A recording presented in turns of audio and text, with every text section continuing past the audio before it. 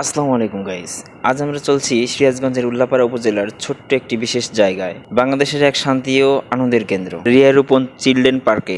এই পার্কটি অপরিসীম সৌন্দর্যের বাহুল্যের জন্য নয়, বরং গ্রামের মানুষের ভালোবাসা, তাদের নীরব হাসি নিয়ে গড়ে ওঠা এক গল্পে পূর্ণ জায়গা। রিয়ারুপন পার্কটির সঠিক প্রতিষ্ঠাকাল জানা মুশকিল, কিন্তু স্থানীয়দের ভাষায় এটি গড়ে উঠেছে কয়েক বছর আগে। শুরু হয় নিছক একটি ব্যক্তিগত উদ্যোগ থেকে।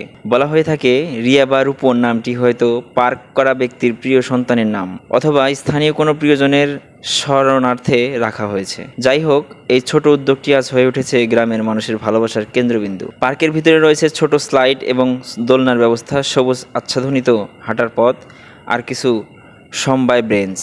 এসব দেখে খেয়াল হয় ঢাকার বড় বড় পার্কের প্রয়োজন নেই। এই জায়গায় আছে প্রকৃতির গুণ, ছোটদের হাসি, বন্ধুদের নিরিবিলি বিশ্রাম। শিশুরা দোলনায় চড়ে আনন্দে ছুটে বেড়ায়, তাদের হাসির রেশ পরিবেশে ফেরা যায়। পার্কের একবারে পাশ দিয়ে বয়ে যায় করতোয়া নদী। জলরাশি, নদীর ঢেউয়ের শব্দ আর পাশে গাছপালা, এগুলো মিলিয়ে দেয় একটা নিরিবিলি অনুভূতি। এই নদীর আছে তার নিজস্ব ইতিহাস, যেখানে অতি সহজেই বরকত প্রশান্তি পাওয়া যায়। রিয়ারুপন পার্ক এখান থেকে অব্যাহত।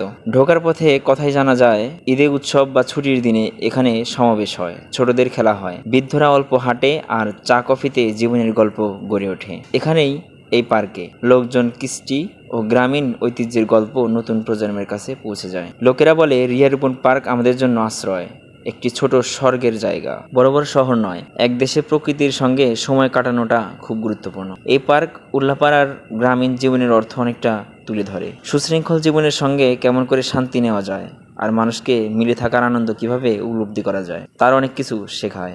এই পার্কটা যতটা না বড়, তার চেয়ে অনেক বড় এর অনুভব। শুধু দোলনা বা স্লাইড না, এখানে যে ভালোবাসা মিশে আছে তা চোখে দেখা যায় না, বুঝতে হয়। প্রতিদিন ব্যস্ত জীবনে কখনো নিজের জন্য সময় বের করা হয়ে ওঠে না, আর এখানে এসেই মনে হয় আমার ভিতরের ক্লান্তিটাও যেন একটু বিশ্রাম পায়। পাশের নদীর ধারে দাঁড়িয়ে থাকলে শুধু বাতাস নয়, একটা শূন্যতা অনুভব হয়, যেটা অনেক সময় দরকার হয় নিজেকে নতুন করে চিনতে। আজ আমি এসেছি শুধু পার্ক দেখতে না, এসেছি নিজেকে অনুভব করতে।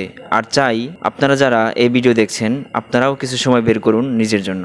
আমাদের চারপাশে কত সাধারণ জিনিস, যেগুলোই আসলে অমূল্য, শুধু আমরা তা বুঝে উঠি না। ইনশাল্লাহ পরবর্তী ভিডিওতে আমি আপনাদের দেখাবো এই পার্কের মানুষের সারা, শিশুরা কিভাবে সময় কাটায়, এবং লোকজনের মুখ থেকে কিছু গল্প। ইনশাল্লাহ ফুল পার্ক এক্সপিরিয়েন্স ভিডিও আসছে শীঘ্রই। সাবস্ক্রাইব করে সাথেই থাকুন। ভুলে যাবেন না, এই পৃথিবীটা অনেক সুন্দর। আসসালামু আলাইকুম রহমতুল্লাহি ওয়া বারাকাতুহু।